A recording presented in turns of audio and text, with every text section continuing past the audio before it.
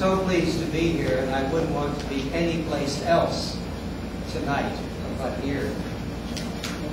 And we're so pleased that the ambassador and the embassy of Romania is going to host this marvelous collection. You all have had a chance to visit at least part of it.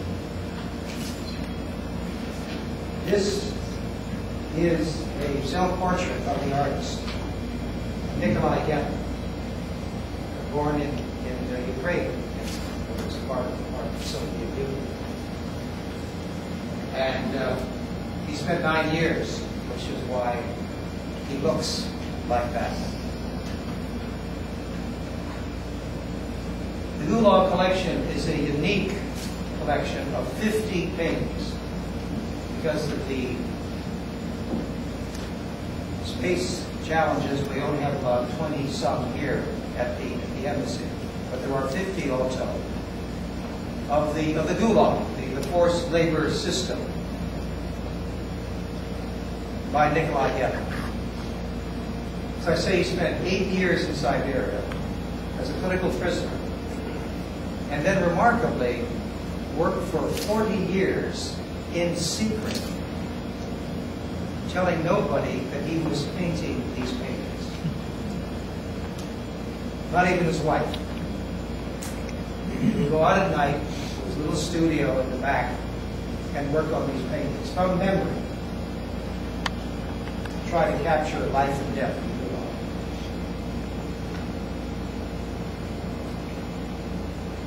One historian has called this collection a visual counterpart to Alexander Solzhenitsyn's The Gulag Archipelago. And if you have read One Day in the Life of Ivan Denisovich, almost a novella, if you read that and then look at these paintings, you'll see that they really are their brothers telling the story. Well, can you imagine what it was like? Mr. Gepin was in Kolyma, in Siberia, one of the worst camps, far, far off in the northeast of the Soviet Union. So imagine what it was like to be in that camp. So imagine that you wake up in a small wooden barracks with 20 other prisoners. 6 in the morning, and you've been sleeping on a wooden bunk, just like this, on a thin mattress stuffed with straw. And you've slept in your pants, and your shirt, padded overcoat, socks on, mittens on, with your overcoat pulled over your head because it's 30 degrees below zero outside. And the window panes of the barracks are coated with ice. And the only heat comes from a very small, almost about the size of that sound audio there. And there's a white cobweb of frost running along the barracks where the walls join with the ceiling. In a few minutes, prisoner will bring in breakfast. Breakfast is 6 ounces of bread, about the size of your fist, and a small bowl of thin, lukewarm food. You eat half the bread, just half, and you save the other half, you put it in your pocket. You save it for later when you're hungry, but then you're always hungry. You pick out your felt boots, they'll pile on the floor. You're about to start your work day, which is 12 to 14 hours long. You may dig for coal, or lace a railroad track, or repair a road, because you're in a forced labor camp. Take a short break at midday and eat that piece of bread that you've saved, and some more gruel which they're providing. Guards are nearby, always, so you're very careful what you talk about. His punishment would include a smaller food ration, more difficult work assignment, or even execution. In any event, you keep working to stay warm because you're always cold in Siberia. Finally, at the end of the day, when you're so tired, you can barely lift your shovel or your feet, the guards finally let you stop. You file back in fives. File back to the barracks where you're given another piece of bread and some thin vegetable soup with maybe a fish bone, if you're lucky. You fall exhausted on that wooden bunk and say to yourself, well, I'm still alive. One day gone. Another 3,254 days to go. The forced labor camp, Communism, and the war.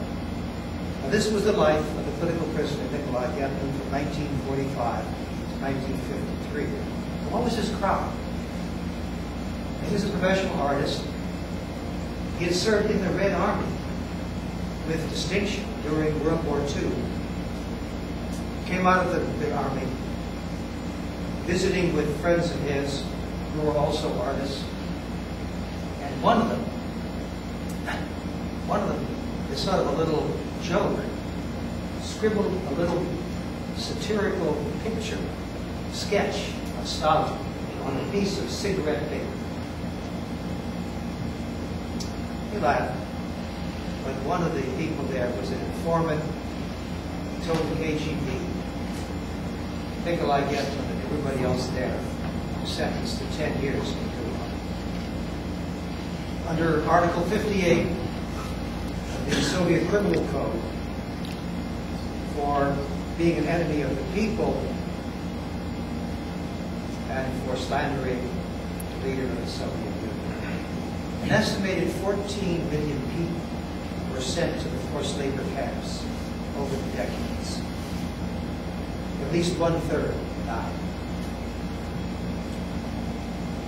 People like Nikolai Getman sought the freedom to speak and write and paint and choose their job and go to church. But such freedoms were denied them by the Soviet government. And if they tried to exercise those freedoms, they were arrested and convicted as enemies of the people and sent to the Gulag for 10, 20, 30 years. Many were not so lucky to call it that. They were executed by a totalitarian regime that did not expect or accept any deviation from the norm laid down by the Communist Party. I'm pleased to say that through the generosity of the Jamestown Foundation, the Heritage Foundation is now the owner of the Gulag collection. I'm privileged to be the curator of it at the Heritage Foundation. We're exhibiting it at various embassies here in Washington, D.C. We're so grateful to the ambassador for agreeing to host this collection here at the Romanian Embassy. I should add also that the collection is going to be at the Bush 41 Presidential Library later this year. So it will not just be in Washington, D.C., we will go on the road, so to speak, in various cities. I was just in Michigan yesterday talking to some people out there, and there's a possibility that will be shown in the Detroit area, maybe at a Holocaust museum, which would be quite an interesting combination of the Nazi Holocaust and the Communist Holocaust. Asked why he had painted these paintings, Nikolai Getman wrote. By the way, he died in 2004. But before he did, he knew that the collection, which he was worried might be seized, this is even the post-Soviet period, by not so friendly people and destroyed. So he was able to get the paintings out of Russia to America, to the Jamestown Foundation, and now they have a home, a good home at the Heritage Foundation. Here's what he said. I took this task because I was convinced that it was my duty to leave behind a testimony.